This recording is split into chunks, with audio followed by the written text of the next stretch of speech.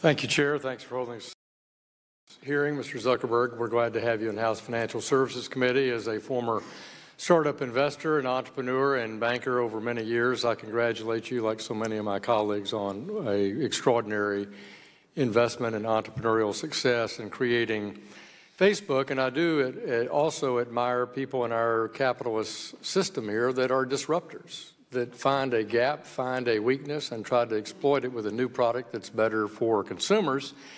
If we hadn't done that over the past 50 years in finance, we wouldn't have ATMs, we wouldn't have credit cards, we wouldn't have debit cards, we wouldn't have free checking or securitization or 401k plans or mobile apps. So, of course, this committee is keen to embrace innovation, and working with my friend Dr. Foster down there on the FinTech Task Force and the AI Task Force, this is important, and it's supported by partisanly that we support innovation on this committee. And I certainly don't want to punish the Libra Association for a product that hasn't even existed yet. But I was reading the G7 report that Mr. Marcus participated in, and the G7 report says the G7 believes that no global stablecoin project should begin operations until the legislative, regulatory, and oversight challenges and risks outlined above are adequately addressed through appropriate designs, adhering to regulations that are clear and proportionate to those risks. Is that a statement that you agree with? Congressman, I haven't reviewed that report in detail, but in general, we understand that working in financial services and payments, I mean, this is an area that's very sensitive. People's money is obviously extremely important to them. And there are good regulations that are in place to make sure that all services basically protect people. And yeah. I want to make sure that we do the same and are at the same standard or higher in everything that we do.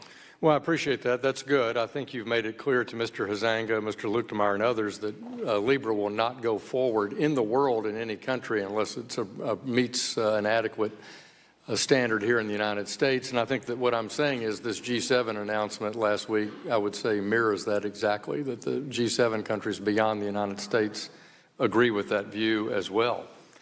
Let's talk about privacy for a minute. George Gilder's written a great book called Life After Google. I'm sure you've read it. If not, I commend it to you. And a quote in there that I'm paraphrasing: private keys are held by human beings, not by governments, not by Google, and I would add parenthetically, and not by Facebook. Do you support the idea that a future digital world, we as individuals each control our data and that we exchange it only when relevant at the time necessary to conduct a particular transaction? Is that a world you acknowledge as the future?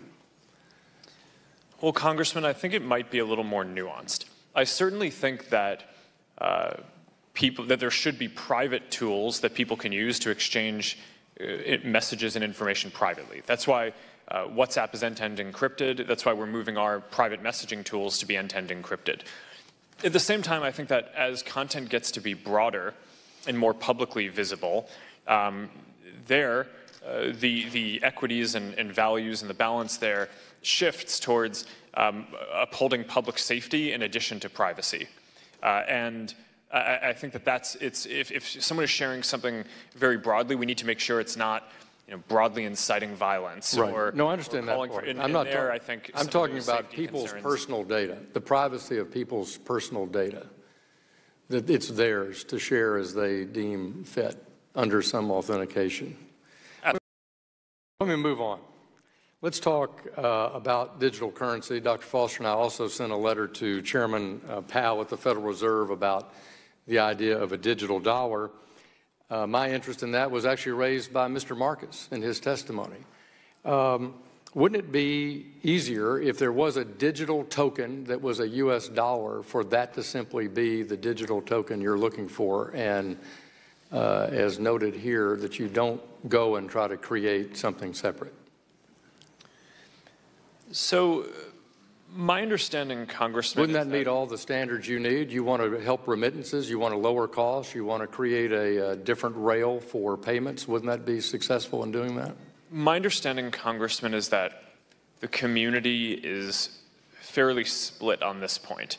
I think from a U.S. regulatory perspective, it would probably be significantly simpler. But because we're trying to build something that can also be a global payment system that works in other places, it may be less welcome in other places if it's only 100% based on the dollar. You bet. Thank you, Chair.